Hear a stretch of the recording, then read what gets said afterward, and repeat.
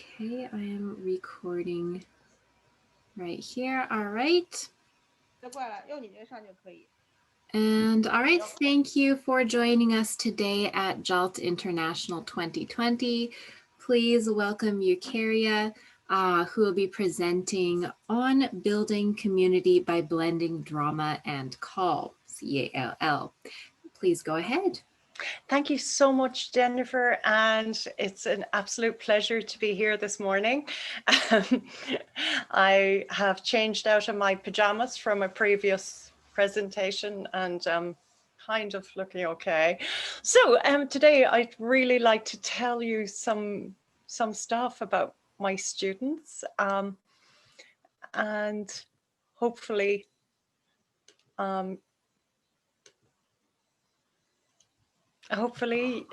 can you still hear me? Yes, we can. Okay, thanks, CD. Okay, so I'd like to firstly say thank you to JALT for inviting me to do this presentation. And my presentation today is about building community through drama and call. Call is computer-assisted language learning. I'm a graduate of the Department of Drama and Theatre Studies in UCC Ireland. And I work not as an English teacher in the Department of Applied Computer Studies in Shonan Institute of Technology. My students who come into my, well, I'll explain this as we go along. So this is where I'm located. It's a really beautiful part of Japan, and SIT, Shonan Institute of Technology, has this very explicit message of how we teach. We teach by active learning. Now, for me, I was a bit astonished that we had to be explicitly told this, but today I'm going to talk about my team project learning. So TPL, this is group work for second and third year students. And it's basically, my students are computer science students. They struggle with social anxiety and they struggle with things in Japanese. So what I'd want them to do is just be the best version of themselves. And how we can do this is like by intangible, intercultural, communicative competence aims, the ability to ensure a shared understanding by people of different social identities and the ability to interact with people as complex human beings with multiple identities and their own individuality. So there's a lot, CD and I talked on Friday about this, but there's a lot of self and other within the world of EFL in Japan, and we're kind of outside the perceived other. So we have this feeling that we can help our students through this identity. So it's about changing attitudes towards English, towards non-Japaneseness, but also towards their own, to interrogate their own feelings about being Japanese. It's about knowledge. It's about how we interpret and relate to the world. It's about fueling this sense of discovery and interaction, this excitement, this curiosity for the world, and then critical cultural awareness. So these are the intangible aims. They're very difficult to pin down. And here are the more tangible aims to develop second language skills. So it's all about engagement. And this is Cow and O'Neill, that we want open communication, we want fluency, authenticity, we want our students to have confidence, and challenge I always interpret as changing the motivation from study to learning, and also new classroom relations, that the people around them become important in their lives. This concept of engagement is also feeding into the flow model by Csikszentmihalyi, and it's this perfect point of where it's not difficult, it is enjoyable. And here we go. So here was my methodology. I didn't know it was a methodology at the time, but looking back, I'm like, oh, that's what it was. So process drama, taking concepts or texts or video clips. It's highly structured. So you take, for example, this photograph, and the students have a discussion about typhoons, global warming, climate change, the strikes in Tokyo, the climate change strikes. And then they're invited to do a pose, and they're interviewed by NHK, me, in Japanese and then in English, and just spit it out in English. That's good enough. And then they have the writing and role. Now, this writing and role becomes very important to this presentation. So here are my students having a demonstration about climate change in the classroom. They had to shout in English for everyone 3 times. And one guy who would be known as the most reluctant learner said, that was the most fun I've ever had in English. So I was like, great. So here we go. We had the writing and role. How am I going to get my students who are non-English majors, they hate English, they hate anything to do with English, to write? So I was like, okay, carrot on the stick. We do it at the end of the process drama, and write 10 sentences and you can go home. You can go home early. It's great. And you have never seen people sit down and write as fast. The second phase was I got involved with the International Virtual Exchange Project. And this is a fabulous concept. And their explicit aims are to improve intercultural competency, to experience authentic, and I saw the word authentic and nearly lost it, communication, learn about own and other cultures and lifestyle, improve communication skills, and improve digital literacy skills. So here am I, like, teaching in the Department of Applied Computer Sciences, going, oh my goodness, this is a dream from heaven. So we joined the project in 2019, and basically my spiel to them was like, look, you don't want to sound like an idiot. You want to sound like, you know, you're expressing your own personality, and we all have a voice when we write, and people forget this in a second language, that we have a sound quality. So the students were like, okay, I'm finished, Eucharia, come over here, check my work. And I was like, okay. And we did a lot of like basic punctuation and like structure, and I showed Kaplan's theory of writing, and Asian writing tends to go around in a circle and then hit the bullet point at the end, whereas English is just, as I keep telling my students, quite boring. Like, you start with an introduction, first, second, third, conclusion. So it's actually quite easy to do, and I sell it to the students like this, and I use it in presentation skills too.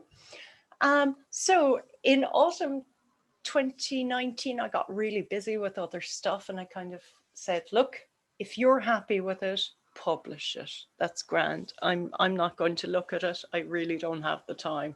So And like, if you're happy with it, write it, publish it, and you can leave. So what happened? Okay, here are the results. Okay, so these are non-English majors who hate English. This was the writing and role aspect of process drama. I read this and said, okay, you can go home. The second phase, when I checked it and we'd all talked about structure and fonts and like, don't use the enter key after you finish a sentence. Okay, here we go. This is still student 1, and he's clearly explaining something to an audience.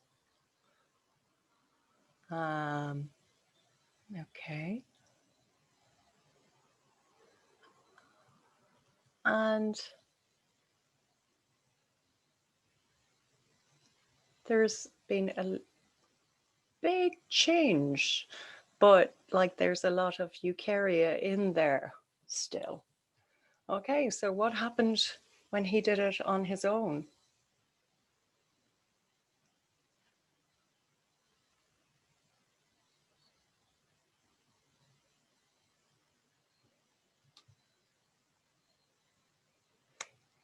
This is very authentic, I would argue. He is talking about like his own goals. He has effectively engaged with, well, he's effectively engaged with the topic through English. Of course, to be sure, there will be like translation tools in there, but what he's doing is actually expressing himself really clearly in English. So let's have a look at student 2. This is him writing about like someone stealing, pickpocketing. And yeah, I said, yeah, you can go home. This is with me checking him. But still, I asked them to write 100 words or more. And I think he went above and beyond, like he went through the whole year. And it was really fascinating. And this is the free stuff, what he wrote at the end. I learned a lot in this class. Frequency of using English simply on a daily basis. Like, so he was clearly checking in and reading the responses, the comments to what he wrote. So and I kept going, you don't want to sound like an idiot in English. And he latched on to this idea, elegant words. And he is a performer. He's a really, really performative person. So we did a process drama of Japan's Got Talent based on America's Got Talent. And he just was outstanding. He was told to, you tell a joke in English, and he did, and we all laughed. So this was the third student. I'm gonna just pop in here to say you've got about 5 more minutes. Okay. Wow. So this is student 3.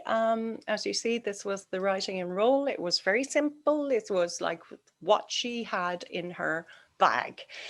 She came from the high school. She is known for having a difficult personality because she has personality clashes with over half the teachers.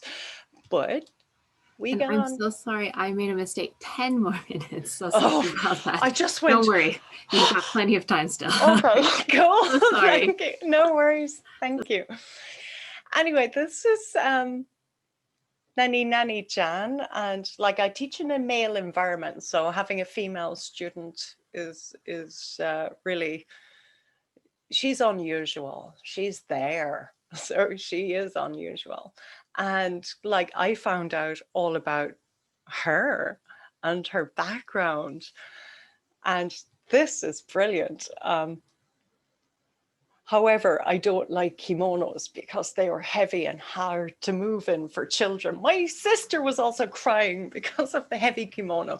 So like that shows the passion, and like she is expressing herself in English. I really was like, yeah, I don't care if you're using Honyaku tools or whatever, you are doing it. And this student in particular called me over at one point during the checking, and she was like, Eucharia, check. And I'm like, okay. Period, space, one space. And she was like, stop being nice. And I'm like, I'm not being nice, it's perfect.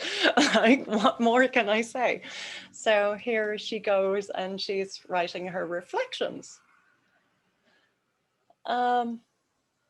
They really enjoyed the survey aspect of the IVE project because they wrote the questions. Students from all over the world gave their answers, and then they were like charts created, and they were just like wowed by this. It was so amazing to see how students latched on to like this idea of like, wow, this is really cool data. And here she goes, future day, like she's expressing her emotions in English.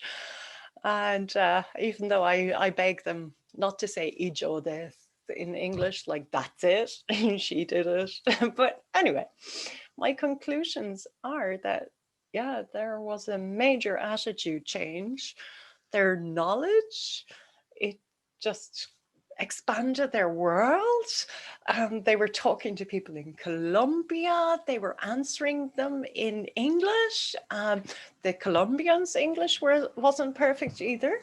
But the third student, she turned around to me and she was reading some other Japanese students' blogs. And she was like, they haven't tried at all, sensei. And I went, and you're trying really, really hard. I appreciate that.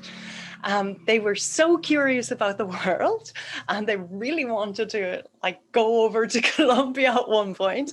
And they had like the cultural awareness. What really got to them was like the importance of Catholicism, and then their own in Colombia, sorry, and then their own beliefs in Shichigo-san, like the 753 ceremonies and all the ceremonies in Japan. So it was really a moment of self-reflection for them. When it came to fluency, authenticity, confidence, and challenge and new classroom relations, this went beyond the classroom. It was just, they went to Colombia, basically. It was amazing. So thank you so much for taking the time to come listen to me today, telling you how fabulous my students are. My name is Eucharia, and here's my email address if you have any comments, questions, or tomatoes to throw. And here are the references. Byram is like a huge guy in the Council of Europe. And I would encourage anyone who has time to have a look at some of his stuff. It's outstanding. Okay, I'm going to stop the share now. How am I doing on time, Jennifer? You're perfect. There's about 4 or 5 minutes left. So that's perfect. I'm actually going to ask all participants if you could unmute yourself, and we could give a round of applause to Eucharia. Thank you so much. Oh, thank you. And as I'm sure you heard me say before in the previous presentation, the actual applause is better, I promise. Zoom is not made to get multiple feeds at the same time. So you'll probably only heard just one or two of us, but there were more. I could see the participants list. It's great. Yeah, if anyone has questions, this is a chance to shout it out, or if you prefer, you can write in the chat box and I can read it out for you. Go for it. Did your students struggle with the writing in role task at all at the beginning? Oh God, yeah. But the carrot on the stick, you can go home 30 minutes early. You've never seen people write that fast. And I'm like, I'm not the grammar police. So all I want you to do is like, if I can believe this is your character that you just showed me in the drama, and it can be very, very, it was very simple, very simple stuff. Like you can tell me your imaginary birthday, you can tell me you're a different sex, it's grand, whatever, go for it. But I need to believe this is the character speaking, not you. Yeah. Yeah, I like that kind of tangible goal of everything else is fine, but if I believe it, then you can go. That's a good idea. Thanks for a great presentation. Oh, thank you. That's very kind. I just also want to mention it's great to get students to really speak in character. I think drama is a huge part of English in general, because being able to put yourself in someone else's shoes and understand another person, it's very important, I think, and I use it to put on characters in front of students, and it gives diversity.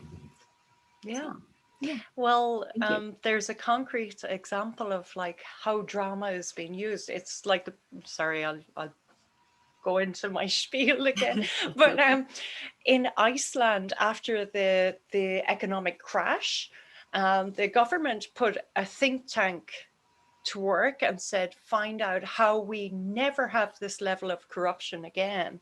So the think tank went out and they said, put drama into the curriculum because it promotes compassion and it helps people to understand other people, and there will never be this level of corruption again. So Iceland has drama in the curriculum explicitly for this reason. Okay, great. If there are no other questions, I'm going to stop the recording. Okay.